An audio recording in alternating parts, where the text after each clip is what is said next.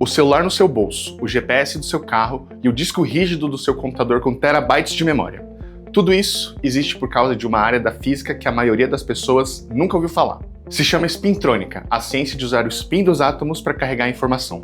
E tem uma pesquisadora brasileira na fronteira dessa ciência. Ela é a professora do Instituto de Física da USP, pesquisadora com décadas de carreira dedicadas a entender e controlar o comportamento da matéria na escala mais pequena que existe. A sua pesquisa transita entre duas frentes que parecem distantes, mas se encontram no mesmo lugar: materiais para energia e espintrônica. Ela simula novos materiais em supercomputadores e caça alternativas ao lítio nas baterias do futuro, e agora está incorporando inteligência artificial no seu laboratório, sem abrir mão da intuição como física. Nessa conversa, ela fala sobre o que é a espintrônica, a importância do uso de supercomputadores e como o aprendizado de máquina está entrando na busca por novos materiais. Toda matéria tem uma quantidade intrínseca que se chama spin. Então a gente está acostumado no colégio que a gente vê elétrons, a gente vê prótons, nêutrons, núcleos, mas os átomos têm uma propriedade que chama spin. A ideia é usar essa propriedade para carregar informação, e você pode usar isso porque é uma coisa muito pequena. Então espintrônica significa tentar manipular essa propriedade que os átomos têm e usar isso para carregar informação. Então, o que você está procurando sempre são materiais novos que te permitam você viver melhor e ter mais facilidades. Hoje em dia ninguém pensa mais em não usar um celular, por exemplo. O celular está cheio de materiais para energia dentro do celular e está cheio de materiais que utilizam a espintrônica. Então, são diferentes aplicações de materiais que são mais espertos para poder levar a informação de alguma forma, e isso com menos consumo energético e com mais facilidade que você quer fazer. Isso tudo já é a espintrônica. Então a espintrônica não vai ser.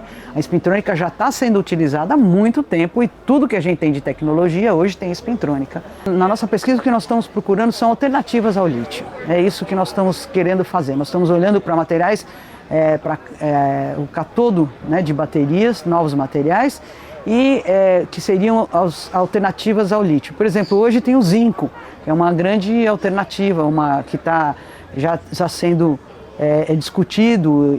Depois tem outros que podem ser promissores, magnésio, sódio. Esses são outras fontes para a gente não ficar dependendo de um tipo de elemento que é um pouco mais difícil de se conseguir. Então a ideia é tentar alternativas para isso, por um lado, que é uma das coisas que nós estamos fazendo. Por outro lado, você também pode pensar em baterias orgânicas, né? Porque o orgânico, depois ele pode voltar para a natureza, e aí você não tem problema com isso. Mas ainda elas não são tão eficientes quanto as de lítio. Então, o que se procura é sempre materiais mais espertos que possam substituir as baterias de lítio. Essa é a ideia. A minha pesquisa é 100% dependente da relação entre física teoria de simulação computacional de materiais e High Performance Computing, né, HPC. Porque os nossos cálculos são cálculos quânticos que a gente faz. A gente coloca os átomos, os seus elétrons, os seus spins, tudo na nossa simulação. Então a gente precisa realmente de muita memória e muita capacidade de processamento. Então toda a minha pesquisa ela é 100% dependente dessas centrais grandes de computação de alto desempenho. Eu tenho alguns clusters, inclusive comprado da Versatos, né? Quer dizer que nós temos que são pessoais, quer dizer, pessoais que eu digo de grupo, né? Que a gente usa lá no Instituto de Física da USP. Eu particularmente sempre fui muito favorável a que houvessem máquinas pessoais, quer dizer, clusters pessoais, de novo, não é meu, né? É do grupo de pesquisa, e que essas pessoas pudessem usar. Mas justamente fica essa discussão. Será que máquina é máquina de grupo, é máquina de instituição, de instituto, ou máquina de universidade, ou máquina de Brasil? Isso é uma discussão que deve ser feita, para onde deve crescer, e eu acho que tem que crescer em todos os sentidos, mas sou plenamente favorável até as máquinas de grupo fortalecidas, que realmente possam dar suporte à pesquisa desse pesquisador ou daquele pesquisador. E, claro, quando você tem uma máquina, você tem que ter técnicos treinados para poder fazer a instalação dos seus programas nessas máquinas. Você tem que ter licenças que podem ser colocadas nessas máquinas e assim por diante. E por falar em computação de alta performance, se você é pesquisador, engenheiro ou trabalha com simulações, modelagem de dados ou inteligência artificial, você sabe o quanto a infraestrutura faz diferença nos seus resultados. A Versace HPC oferece soluções de computação de alto desempenho para quem precisa de poder computacional real, desde clusters HPC, armazenamento de dados, até suporte especializado para sua equipe de pesquisa ou empresa. Acesse agora versacehpc.com.br e descubra como nós podemos acelerar o seu trabalho. Então, a minha pesquisa está indo para IA, certo? Quer dizer, mas assim, indo para IA, o que eu digo a IA vai ser uma ferramenta, é isso. Por quê?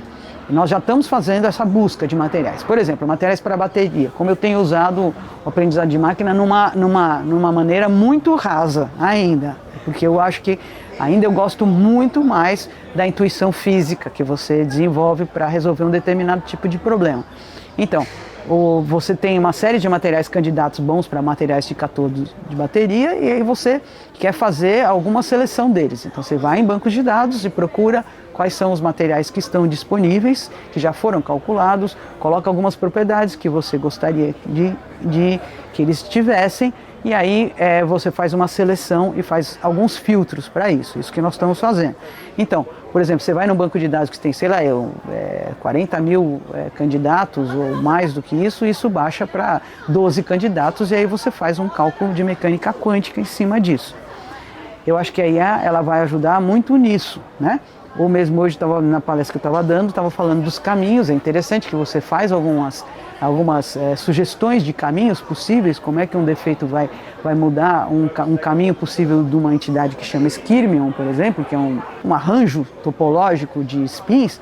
E aí, você, claro, depois se você tiver a possibilidade de ensinar, né, quais são as características que você gostaria, aí o aprendizado de máquina vai te devolver quais são os melhores candidatos. Então, o que eu uso, que eu acho que é para onde nós estamos indo, é como uma ferramenta auxiliar para poder fazer um cálculo quântico e depois olhar a propriedade e olhar a física. Se a pessoa simplesmente usar a IA como faz perguntas e respostas e não sabe de onde veio essa resposta ou não sabe o que ela esperaria, aí a IA eu acho que não serve para muita coisa. Mas se você sabe o que você espera como resposta, e é isso que a formação de um físico tem, aí você pode selecionar o que a máquina está te dando de resposta e te ajudar. Como, claro, hoje em dia você não vai mais tentar fazer uma conta sem usar uma calculadora ou sem usar um computador, você não vai fazer mais na mão, mas às vezes você tem que fazer na mão para poder conferir o que está acontecendo. Então, é assim que eu vejo, aí, pelo menos na minha área, né, ela vai auxiliar, vai ser uma poderosa ferramenta, está sendo já, mas ela não substitui nada do que nós estamos fazendo, porque a nossa cabeça é quem vai dizer no final se aquilo tem sentido ou não tem sentido, e era para onde a gente gostaria ou para que a gente poderia utilizar.